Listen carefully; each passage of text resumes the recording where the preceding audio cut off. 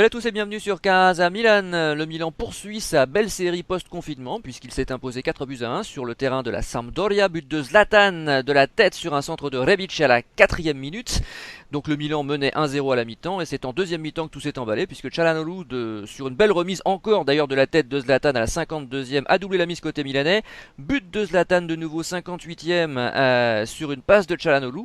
Réduction du score pour la Samp avec un but splendide d'Askilsson, pas facile à dire, à la 87e. Et enfin c'est Leao, la 92e, sur passe de Bonaventura qui marque le 4e but milanais. Nous en parlons ce soir à 3 avec Soupario et Feli qui fait sa première. Salut à vous. Salut.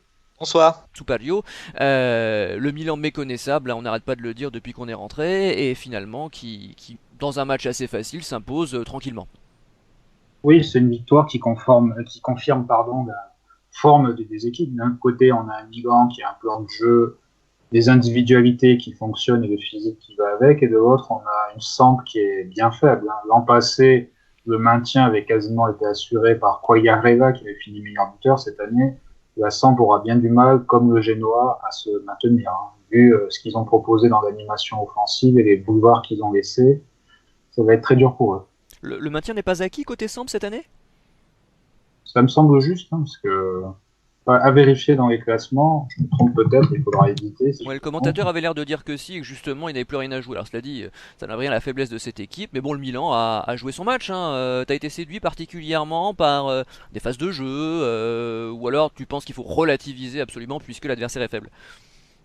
Je pense plutôt qu'il faut relativiser, parce que je me suis peut-être trompé sur le maintien de la Samp, mais sur le niveau des individualités, le niveau collectif, ils ont quand même joué assez bas, concédé beaucoup d'espace et à un marquage qui était assez laxiste, ça se voit sur le premier but. Donc, le match a été fait avec application, sérieux, avec des bonnes combinaisons du côté milanais, mais il ne faut pas sous-estimer les carences de jeu génoises. Feli, de ton côté, alors je sais qu'on en a discuté il y a quelques jours, tu penses qu'il faut saisir, et tu as raison, les moments sympas qui nous sont offerts en cette fin de saison. On n'a tellement pas l'habitude ces dernières années. Alors es-tu réjoui, es-tu ravi ce soir après ce match? Alors oui, effectivement, comme je te disais, il faut aussi savoir profiter de ces petits plaisirs. Il n'y en a pas eu souvent ces dernières années, et du coup là, cette période-là nous réussit. Je pense qu'il faut être dans la mesure, mais qu'il faut en même aussi également profiter de ces moments où on a l'impression que rien ne nous arrête et qu'on est capable de battre n'importe quelle équipe dans cette période qui est pas simple, où on joue tous les 3 matchs, tous les 3 jours, pardon. Donc voilà, le match est sympa, on met 4 buts. Bon, bah voilà, il n'y a pas grand chose à dire, hein. Les joueurs ont répondu présent, et puis voilà. Bon, alors je vais juste rappeler quand même quelques faits de jeu. Il y a trop d'occasions pour les rappeler toutes. Il y en a même eu Oui, côté Atalanta d'ailleurs, avec ce fameux coup franc là, à un moment donné, de Quagliarella en début de deuxième mi-temps, repoussé par Donnarumma, mais surtout le penalty de Maroni sorti par Donnarumma à la 78e. Donnarumma qui est vraiment un spécialiste dans le domaine, c'est tout sauf le premier qui l'arrête. 2 en 2 matchs, mine de rien. Bon, et puis le Milan qui s'est un petit peu baladé. Je rappellerai les faits de jeu au fil de vos interventions, mais c'est vrai que bon, il n'y a pas énormément de choses à dire quand il n'y a pas d'opposition. On s'ennuie même parfois un peu. Alors moi je suis d'accord avec toi, Félix. C'est vrai qu'on voit des beaux échanges, comment dire, des 1-2, des jeux à une touche de balle parfois, avec Zlatan notamment qui distribue formidablement bien le ballon, Çalhanoğlu qui se met enfin à jouer au foot. Et c'est vrai que ça fait plaisir à voir. Mais quand on voit cette défense de la Sampdoria, c'est pas une défense italienne, c'est pas possible. Et c'est vrai que ça peut choquer Superio. Oui, je voulais rectifier ce que j'ai dit tout à l'heure. La Samp a assuré son maintien puisqu'elle a 41 points. Oui, le niveau est faible. Après, c'est une équipe qui a bataillé pour le maintien tout au long de la saison et qui le doit à la forme retrouvée de ses attaquants en fin de championnat. Quagliarella et Gabbiadini qui ont dépassé la barre des 10 buts, et le jeune Bonazzoli qui a mis des beaux buts récemment qui ont permis d'assurer le maintien, heureusement pour eux, parce que vu la faiblesse de la défense et les carences individuelles de chaque ligne, à part l'attaque, c'est bien pour eux que la saison s'arrête. On est loin de la Samp de Cassano Pazzini, et je vais même pas parler de celle de Mancini Vialli, bien sûr. C'est vrai qu'on a connu une Sampdoria très très spectaculaire et efficace dans les années 90. Elle fait partie de ces équipes qui ont sombré, c'est dommage. Et alors Feli, toi de ton côté, tu nous as parlé plus généralement évidemment de ce qui t'avait plu dans ce renouveau milanais, mais sur ce match précisément, y a-t-il des phases de jeu, des éléments qui t'ont particulièrement impressionné? Alors, si je peux juste revenir sur la Sampdoria, il y a quand même une phase où elle arrivait bien à ressortir le ballon et on a subi, bon, sans trop craindre parce que la défense a été solide. Je pense plutôt en première mi-temps, de la 10e à la 30e minute. Il y a eu quand même quelques attaques de la Sampdoria, mais ça n'allait pas bien loin. Avec une Mais frappe de sinon, De oui, Paoli à côté à la 16e par exemple. Ouais. mais sinon, on a très peu été inquiété en général. Et puis, voilà, moi, ce que j'ai apprécié, bah, on en parlera au top, je pense. Alors, Soupalio, petite Et je réaction. voulais juste revenir juste sur un point historique sur la Samp. C'est une équipe qui est à la recherche d'un glorieux passé avec un investisseur assez fantasque. Mais pour faire un point de vue historique, ils ont quand même connu 2 relégations, une en 99, alors qu'ils avaient quand même une belle équipe avec Ortega en numéro 10 et Montella en attaque. Et juste après leur belle saison 2009-2010, ils descendent en 2011, ils descendent en Série B. Et depuis, ils sont bien revenus, bien entendu, dans l'élite, mais ils se concentrent du ventre mou du championnat. Hein. Ariel Ortega, le spécialiste du crochet court, l'individualiste forcené, et bon, moi que je trouvais un peu irrégulier, et Montella qui était passé à la Roma, si je me trompe pas, hein, cette année-là ou l'année suivante. Bon, alors on va parler des tops justement, Feli. Quel est ton top 3 ce soir? Alors, mon top 3, j'ai longtemps hésité. J'ai voulu mettre Donnarumma pour son penalty arrêté. Mais à part le penalty, il n'a pas eu vraiment grand-chose à faire. Et pourtant, c'est déjà pas mal, hein, le penalty. Il en a arrêté 2 en 2 matchs. Il y a Même si les deux quelques belles penalties. parades quand même. Hein. Le fameux coup franc de Quagliarella, Oui, il c'est le vrai, sort c'est vrai, bien. c'est À la vrai. C'est vrai, 60e, c'est alors vrai. c'est vrai que le réalisateur, c'est vrai qu'on l'a pas bien retenu, Oui, le aussi, oui. réalisateur se plante, mais il fait un énorme arrêt encore face à Sur quoi Quagliarella. Il y a eu ouais. quelques parades, et franchement, sur cette saison, il est phénoménal. Hein. Non, c'est clair, c'est clair. C'est vrai qu'il y a eu quelques parades. Après, j'ai voulu privilégier de mettre quelques joueurs de champ pour le coup. Parce que Donnarumma, on sait que c'est un monstre. Hein, il a plus rien à prouver. À 21 ans, enfin, il s'inscrit comme un des meilleurs gardiens d'Italie et même d'Europe. Même si, bon, je voulais juste nuancer par rapport aux penalty, les 2 penalties, celui de Malinowski le dernier match et celui aujourd'hui ont été assez mal tirés, mais bon, il faut quand même les arrêter. Mais donc en troisième position, j'ai voulu quand même rendre hommage à Çalhanoğlu. Bon, voilà, c'est pas son plus grand match. C'est pas son plus grand match parce que il était assez discret, mais j'ai trouvé qu'en première mi-temps, il arrivait bien à ressortir le ballon. Il a été sobre, sans en faire beaucoup, et puis en deuxième mi-temps, bah, il met ce but et cette passe décisive pour Zlatan. Donc c'est un bon match de la part du Turc qui monte toujours en puissance. En termes de statistiques, c'est vraiment phénoménal ce qu'il fait sur cette courte période. On est d'accord, hein, on n'oublie pas sa saison en entier, mais sur cette courte période, il est vraiment phénoménal. Mais tu as raison, parce que Euh, on le disait avant qu'il n'avait pas de statistiques, hein, c'est vrai qu'il y avait très peu de passes décisives et de buts en championnat en tout cas, parce que certains me sortent les statistiques, toutes compétitions confondues, mais enfin toutes compétitions confondues, il avait de très faibles stats pour un numéro 10, et là depuis un mois il en a enfin, tant mieux pourvu que ça dure, c'est là où le bas blesse précisément, c'est que pour l'instant il n'a jamais été constant, et attention quand le public reviendra, s'il reste. Oui, espérons. Bah, j'ai du mal à y croire, mais espérons. J'aurais pu également, si je puis juste revenir un peu en arrière, j'aurais pu aussi mettre la charnière, Kier et Gabia, mais il y a eu quand même quelques petits moments où il y a eu des moments de flottement, notamment sur le penalty, même s'il est très léger de la part de Kier. Également la faute de Gabia qui amène au coup franc, qui était vraiment à la limite de la surface. Donc il y a eu quelques petites erreurs qui les excluent du top 3, même si les deux ont été très bons sur le match. Et sinon, Mais Gabia, c'est pas si mal. Hein. Globalement, depuis qu'il joue, parce que c'est pas très longtemps qu'il joue, on ne le connaissait pas, Gabia. Hein, et c'est vrai que, Soupalio veut réagir, tu vas pouvoir prendre la parole, mais c'est vrai que il fait ses matchs et il est peut-être à surveiller, Soupalio. Et moi, je l'ai trouvé plutôt bon dans le classement, parfois peut-être un peu rugueux, mais ce que j'ai bien apprécié, c'est sa personnalité, notamment en première mi-temps, quand il tente sa frappe du gauche qui passe pas si loin que ça. C'était quelque chose de très positif de voir un jeune défenseur italien qui et de la personnalité, on en a bien besoin pour l'équipe nationale dans les futures années. Hein. Bah, tu fais bien de dire italien, parce qu'il n'y en avait pas beaucoup sur le terrain. Alors vas-y, Feli, dis-moi, quel est ton top 2? Donc sur le top 2, je voulais mettre le duo Théo Rebic qui en première mi-temps régalait sur le côté gauche, puis Rebic est sorti. Donc mais Théo quand même en deuxième position puisqu'il a vraiment apporté offensivement, défensivement, il a jamais été dépassé. Enfin, il amène aussi une double occasion à la 5e minute où il tire, puis ensuite Calabria reprend en reprise de volée. C'est lui. Il fait aussi un moment, il fait la passe pour Ibrahimovic, il me semble. Donc vraiment c'était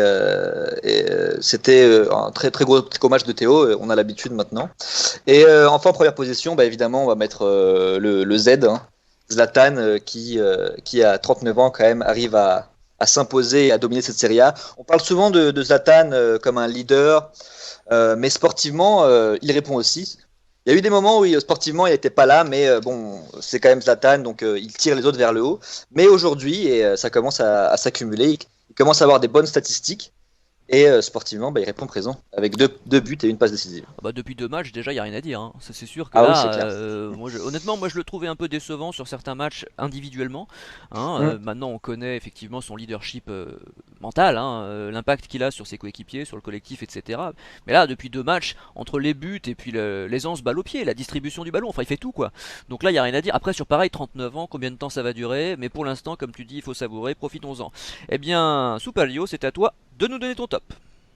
Alors, j'ai un top qui est quasiment identique, mais pas forcément dans le même ordre. En troisième position, j'ai mis Théo Hernandez pour sa prestation aussi bien défensive que offensive. On décrit parfois son côté défense, son aspect défensif négligé, mais sur ce match-là, il a été très bon dans les deux phases de jeu, notamment avec des bonnes combinaisons avec Ibrahimovic ou Rebic. En deuxième position, j'ai mis le duo Rebic-Ibrahimovic avec une bonne entente et un duo très complémentaire entre la puissance physique, la justesse technique du Suédois et les appels, la capacité d'élimination, la vitesse du Croate. Cela donne un duo très complémentaire. En première position, j'ai mis Donnarumma, parce que pour un gardien, ce match-là n'est jamais facile dans la mesure où son équipe est ultra dominatrice et il devra être sollicité une ou deux fois et répondre présent, c'est ce qu'il a fait.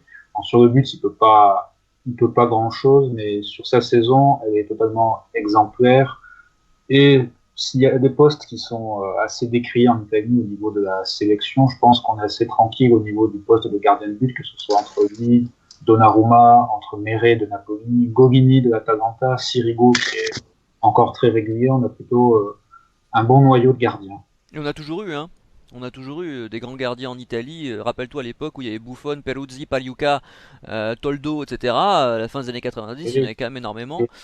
et, et même rajouter Abbiati, Bien sûr. Antonini, Pellizzoli, on a Marchegiani qui était encore là.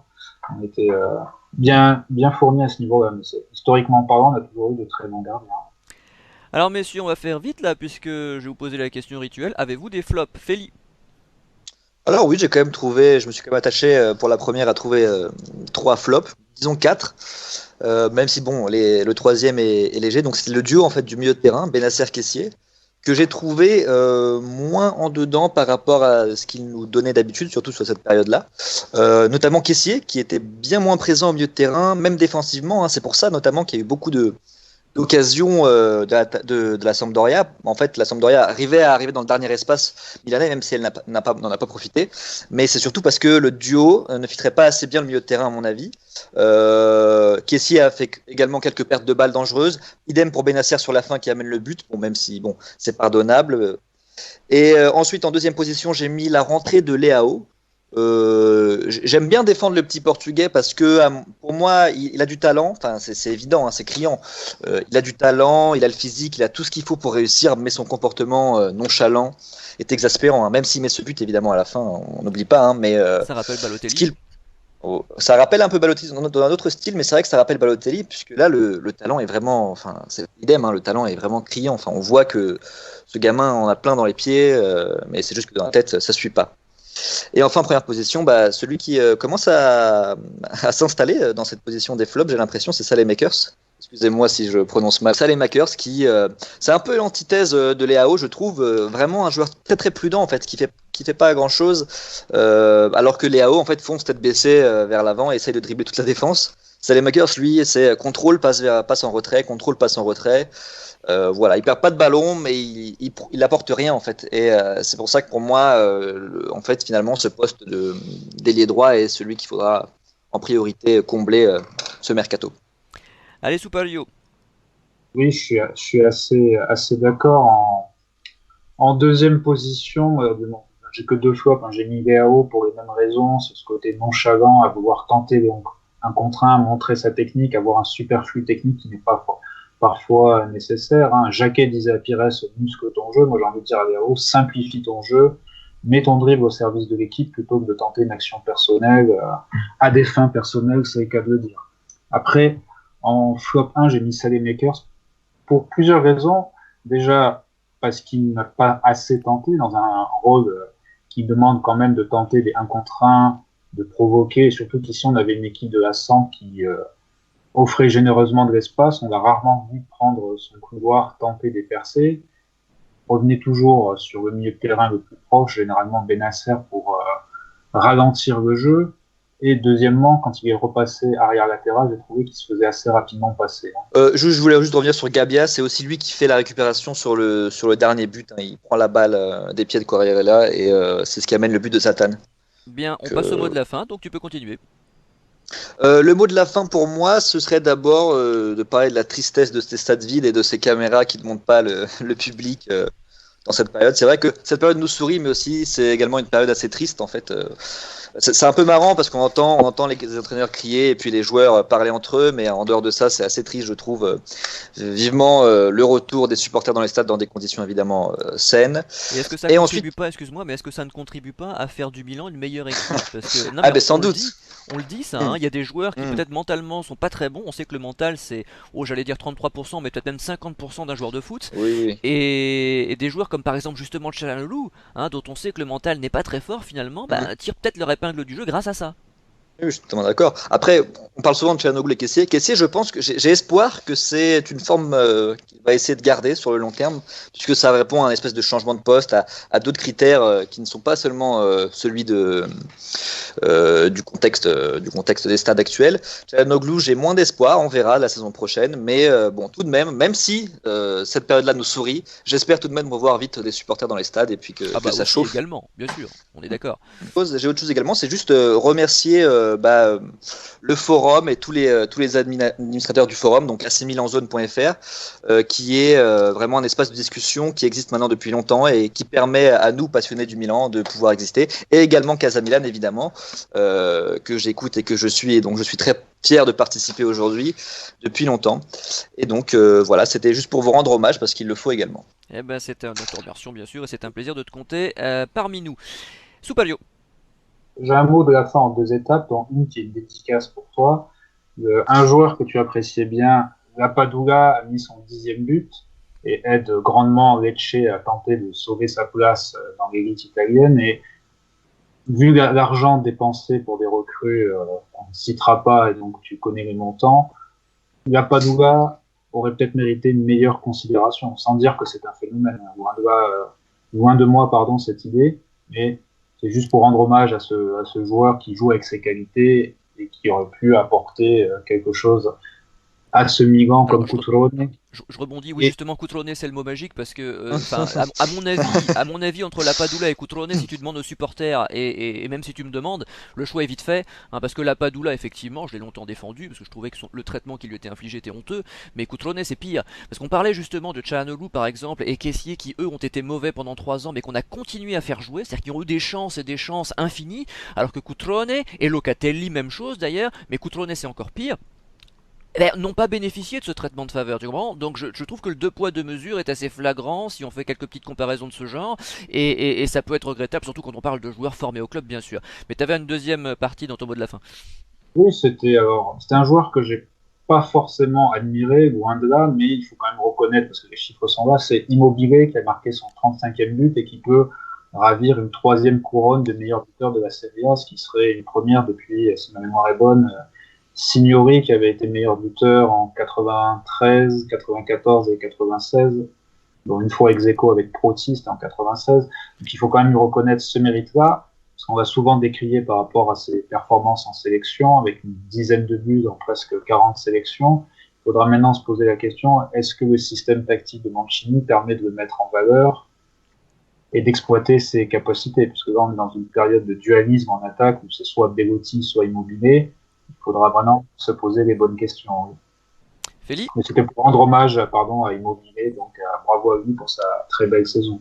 Félix ? Oui, c'est juste pour rebondir sur Immobile. Oui, est-ce que c'est la même question qu'on peut se poser sur Çalhanoğlu? Est-ce que c'est pas aussi un contexte qui favorise l'éclosion d'Immobile? Est-ce que le maillot de la Nationale n'est pas un peu trop grand pour lui, comme il l'a été? Enfin, c'est un joueur particulier, Immobile. C'est quand même un joueur qui a qui a été meilleur buteur de la Serie A avec le Torino quand il formait ce duo avec Chelsea à l'époque, puis qui est parti à l'étranger, qui s'est un peu perdu à l'étranger, qui a fait 2 flops consécutifs, donc à Dortmund, puis à Séville, puis qui est revenu sur la pointe des pieds en Italie au Torino, qui n'a pas fait grand-chose d'extraordinaire, puis après il explose à la Lazio, mais on sait qu'avec la nationale c'est pas pareil. Moi, je suis pas sûr que Immobilier a les épaules. Je sais pas si c'est une question de contexte, de mental, sans doute que ça l'est. C'est un beau joueur, c'est un grand joueur de Serie A, on le voit encore aujourd'hui, 35 buts cette année en Serie A, c'est énorme. Hein. Et y compris Mais devant le public, parce que tu le comparais à Calhanoglu, lui a marqué oui. devant les supporters de la Lazio, Oui. quand même, rappelons-le. Hein. Oui, mais ce n'est pas. Je suis pas sûr que c'est le même. C'est pas le même problème mental qu'ils ont tous les deux. C'est vraiment quelque chose du poids du maillot, je pense. À voir. Hein. Après, on peut. Non, mais on a vu Del Piero par le passé qui ne réussissait pas en sélection à rééditer ses performances avec la Juve. Alors je compare pas Del Piero à Immobilier, hein, bien sûr, mais c'est le principe simplement. Hein. C'est vrai qu'il y a des joueurs comme ça malheureusement qui, lorsqu'ils endossent le maillot de l'équipe nationale, qui consacrent les carrières, hein, parce que c'est ça qui fait les grands joueurs. C'est pas les Ligues des Champions qui font les grands joueurs, ce sont les coupes du monde. Ne l'oublions pas, on entre dans l'histoire du football grâce aux coupes du monde. Et c'est vrai qu'Immobilier s'est planté en Coupe du Monde, comme Del Piero s'est planté en Coupe du Monde, et d'autres joueurs comme ça. C'est vrai, hein, tu fais bien de le souligner. Super. Oui, non, tu dis qu'Immobilier s'est manqué en Coupe du Monde. Alors, il a joué 3-4 minutes contre l'Angleterre en 2014 et a joué le match contre l'Uruguay qui n'était pas un cadeau du tout. Souvenez-vous, Balotelli sorti à la mi-temps, il fait rentrer Parolo, Andéli fait rentrer Parolo pour équilibrer le milieu de terrain. Il a eu un match très compliqué. Après, en sélection, il a eu un parcours assez difficile. Hein. Il ne faut pas se cacher. Sur les derniers matchs, ça allait mieux, mais si on fait un bilan des équipes contre lesquelles il a marqué, on a l'Arménie, Liechtenstein, Macédoine. L'encyclopédie du football est en train de s'exprimer. Écoutez bien, mesdames, messieurs. L'Albanie, l'Israël, c'est pas non plus des grosses cylindrées. Mais je pense aussi qu'il souffre de 2 choses. De la baisse du niveau de la Serie A qui est flagrante, notamment en cette période, on voit de manière assez voyante, et du fait qu'il ne tient pas forcément la comparaison avec d'autres grands attaquants italiens. Vous mettez à côté d'Inzaghi, Vieri, Montella, Chiesa. Non mais ça c'est évident. Notre charisme, oui. Et pourtant, il aura marqué quasiment plus de buts en Serie A que Vieri. Vieri a été meilleur buteur de la Serie A en 2003 et en Ligue 1 en 97-98, mais c'est pourtant lui qu'on va retenir pour ses performances en Coupe du Monde, mais aussi pour ses performances au haut niveau. Après, ça peut très vite évoluer. Il faut voir ce que Immobilier fera en Ligue des Champions avec la Lazio. Hein. Ouais, enfin, les défenses italiennes, effectivement, n'ont plus rien à voir avec ce qu'elles étaient. Combien il a mis de buts en championnat Immobilier, tu me rappelles 35. 35 buts. Mais est-ce qu'on marquait 35 buts en championnat dans les années 90? Est-ce que c'était possible, ça, pour un joueur, d'arriver à 35 buts? J'ai pas souvenir d'avoir vu même Van Basten, je crois pas. Non, dans les années 90, on arrivait à aller... Batistuta avait été meilleur buteur avec 26 buts en 95. Non mais lui c'est le meilleur du monde, lui c'est le champion pour moi, hein. C'est le meilleur attaquant que j'ai vu jouer de ma vie, Batistuta, hein. Donc tu parles vraiment du top pour moi. C'était vraiment des 26 buts, par exemple Crespo en 2001, après il a fallu attendre Tony en 2006 avec ses 31 buts pour avoir des scores oui c'est ça, voilà. Non, voilà, à partir du moment où les défenses n'étaient plus italiennes, hein. Je vais pas m'enlever ça, tiens. C'était on va dire, le titre de meilleur buteur c'était souvent à 24 buts. Hein, entre 20 et 24. C'est ça, donc ça, non mais c'est, comment dire, on a ce débat avec Aristide qui adore les scores fleuves, etc. Mais les scores fleuves, ça reflète souvent la faiblesse d'un championnat, la faiblesse des défenses. Hein. Regardez à chaque fois qu'il y a un but marqué, alors là contre Milan évidemment, nous d'ailleurs on peut s'en féliciter, c'est-à-dire qu'on prend des frappes de loin. Les derniers buts qu'on prend c'est ça. Mais les buts qu'on marque par exemple contre la Samp, on l'a suffisamment dit aujourd'hui, mais les buts qu'on a marqués lors de nos précédentes rencontres, c'était face à des défenses totalement hors du coup, totalement à la ramasse. Bon donc ça veut dire quelque chose. Même les équipes de milieu de tableau dans les années 90, c'était très difficile à jouer. Tu prenais le Torino, tu prenais la Samp, tu prenais l'Udinese, c'était pas les équipes qu'on rencontre à l'heure actuelle. Mais bon, ça, qu'est-ce que je vous dise, on va me critiquer en disant que c'était mieux avant. Bah défensivement, oui, c'était mieux avant, c'est difficile à contester. Bon, Feli, un dernier mot, puis après on arrête. Vas-y. Très bien, non, c'est juste pour rebondir encore une fois sur ça. Après, il y a aussi, en fait, ce qui est aussi à dire sur cette année en Serie A, c'est qu'on est le championnat et de loin où il y a le plus de pénaltys. On l'a vu encore aujourd'hui, ou pas d'ailleurs. Les pénaltys sont très très facilement sifflés en Serie A par rapport aux autres championnats, et je crois que Immobilier a plus de 10 buts sur pénalty, pareil Cristiano Ronaldo. C'est donc vraiment c'est un peu un coup de gueule que je pose là. C'est qu'on siffle un peu trop et pour rien souvent des pénaltys en Serie A, est-ce qui gâche un peu le rythme des matchs. Voilà, on peut penser ce qu'on veut de la VAR, mais moi je trouve que c'est vraiment le principal défaut de cette saison de l'utilisation de la VAR en Serie A. Et rappelez-vous Jérémy Ménez, hein, qui avait tous ses scores sur penalty. Bon allez, on s'arrête là. On fera certainement le match contre Cagliari, qui sera donc la dernière journée, hein, samedi soir. S'il y a du monde, on fera l'émission. Et puis la semaine prochaine ou la suivante, on fera l'émission bilan, comme de coutume. Nous vous remercions pour votre fidélité. On a encore fait plus de 800 sur la dernière émission, ce qui est incroyable. On est très heureux. Casa Milan, c'est une affaire qui marche. Rendez-vous samedi. Salut! Salut. Salut!